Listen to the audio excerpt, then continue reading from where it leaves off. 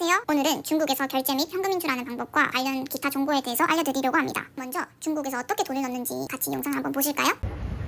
오늘 환율이 나쁘진 않길래 이제 돈을 뽑고 돈을 넣으러 왔습니다.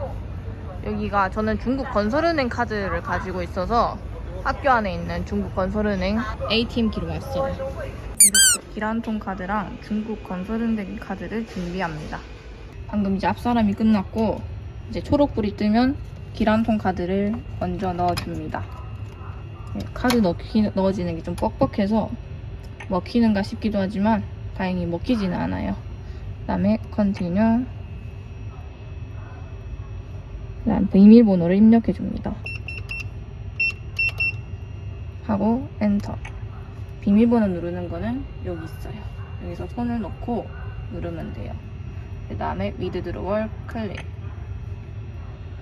돈 단위를 입력하면 되는데 500, 1000, 2000, 3000, 5000 많이 있네요. 일단은 이번에는 500만 넣어보도록 하겠습니다.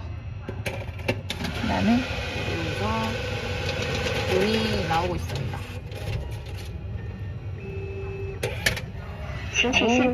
돈이 맞는지 확인을 해봐요. 하나, 둘, 셋, 넷, 다섯. 500이 맞네요. 그 다음에 이제 카드를 뽑을 거니까 exit을 눌러줍니다. 하고 그 카드를 갖고 이제 초록불이 뜰 때까지 기다려요. 뜹니다. 이제 중국 건설은행 카드를 넣어볼게요.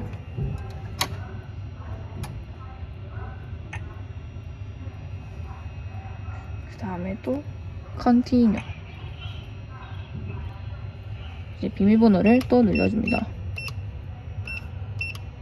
그 다음에 엔터. 그 다음에 여기서 이제 캐시 디퍼짓을 눌러줘요. 이렇게 잡고 넣고 그 다음에 엔터를 클릭하면 문이 나타나요.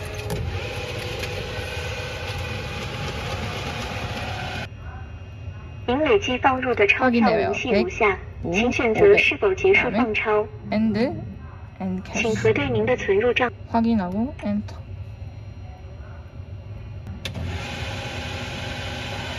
이제 500이 제 중국 계좌로 들어가고 있어요. 그 다음에 이제 exit을 누릅니다. 하면 여기로 제 카드가 나와요.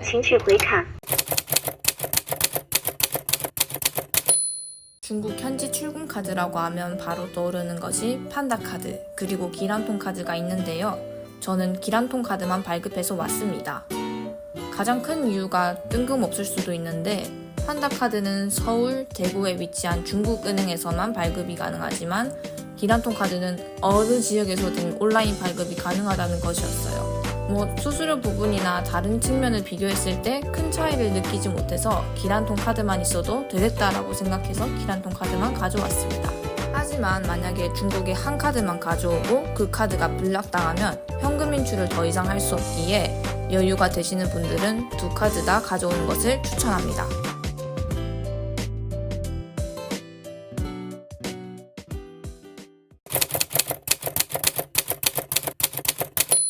중국으로 여행을 온다든지 단기적으로 거주하신다면 결제용으로 트래블로그 카드를 발급하시는 것을 추천합니다. 저는 하나은행 기란통 카드를 발급할 때 트래블로그도 같이 발급했는데요. 가장 좋은 장점이라고 생각하는 것은 중국 환율을 100% 우대한다는 것입니다. 중국은 무료 환전기간이 있는데요. 2023년 12월 31일까지입니다. 사용 방법도 간단해요. 일단 하나머니 어플에서 중국 위안화를 충전해야 합니다.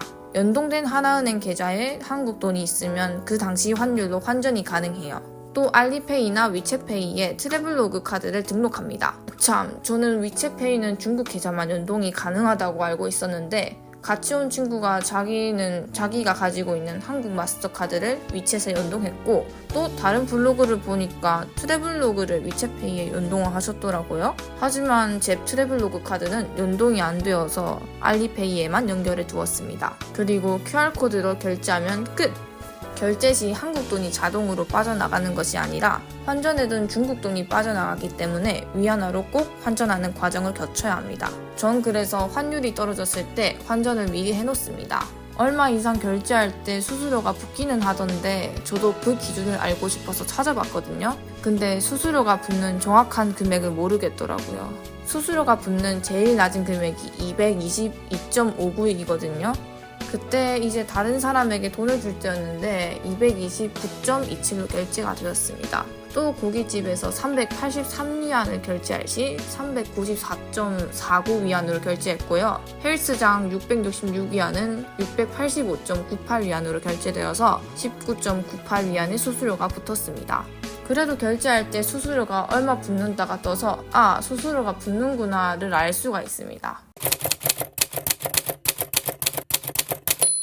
중국 국적인 사람에게 송금을 하는 경우에 추천하고 싶은 송금 방식이 있습니다. 바로 모인 해외 송금인데요. 저는 ATM기에 직접 가서 현금을 인출하고 그 인출한 돈을 다시 중국 카드에 넣었잖아요. 이 귀찮은 과정을 하지 않고 앉은 자리에서 바로 휴대폰 어플이나 컴퓨터 웹을 통해 자신 또는 타인의 계좌로 돈을 송금할 수 있습니다. 근데 왜 수취인이 중국인이어야 하냐고요? 중국이 워낙 보수적이다 보니까 정부 정책으로 인해서 그렇다고 합니다. 때문에 한국인인 제가 가지고 있는 한국 계좌에서 제 중국 계좌로 송금이 안 되는 것이죠. 자세한 내용은 이 영상에서 언급을 했기에 참고 부탁드려요. 중국 이외에 독일, 일본, 영국 등 다른 나라 유학생들은 해외 계좌를 개설해서 모인을 잘 사용하고 있더라고요. 유학생 혜택으로 송금 수수료를 최대 0원까지 할인받으면서 해외 송금을 저렴하게 하는 것 보면 부럽기도 하고 중국 왜 안 될까 아쉽기도 합니다. 전 제일 처음 이 정보를 알았을 때 그래서 내가 중국 계좌로 돈을 받을 수 있는 건지 아닌지 헷갈리더라고요. 그래서 바로 고객센터에 문의를 했습니다. 제가 하나은행 기란통 카드, 트래블로그 카드 관련해서 문의를 한 적이 있는데요. 답변을 받는 데까지 최소 반나절에서 하루 정도의 시간이 걸렸어서 당연히 답이 천천히 오겠지 싶었는데 1분도 지나지 않아서 신속한 답변을 받았었습니다. 사실 정말 놀랐어요. 그냥 제가 보내자마자 바로 답변을 하셔서 친구랑 대화를 하는 것 같았어요. 그때 물었던 것이 수취인이 한국인이라면 중국 계좌를 가지고 있어도 송금을 받을 수 없냐는 것이었어요. 송금만 빠른 것이 아니라 상담 속도도 빨라서 서비스가 좋구나라고 느꼈습니다.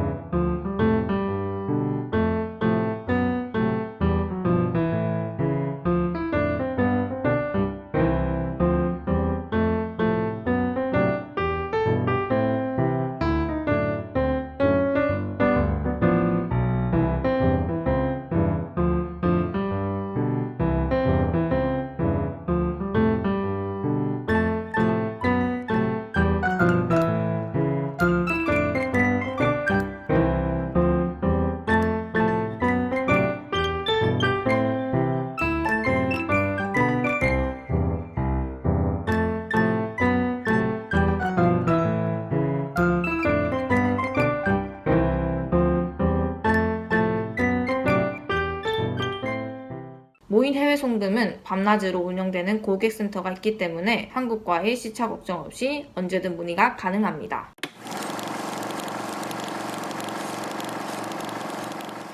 문의사항이 생겼을 때 앱 우측 하단이나 웹 우측 하단의 채널톡을 통해 즉시 상담을 신청할 수 있습니다.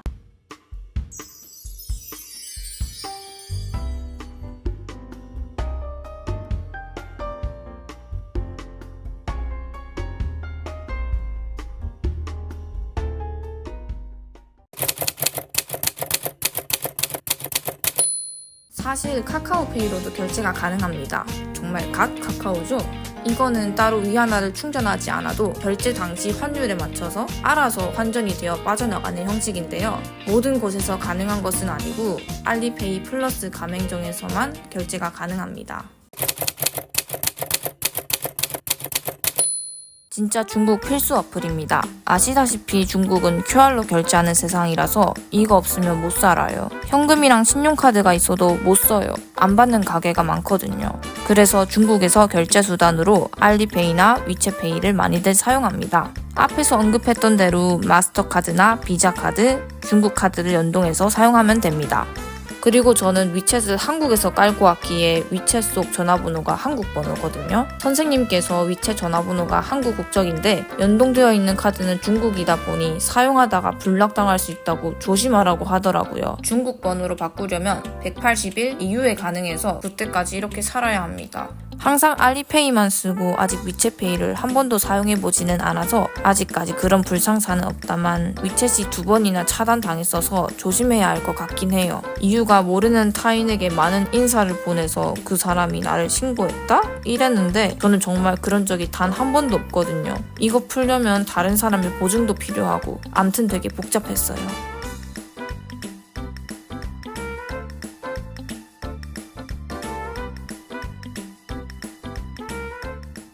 네, 이제 중국에 온 지 한 달이 넘었는데요. QR 결제가 편하기도 하면서 불편할 때도 있고 그렇습니다.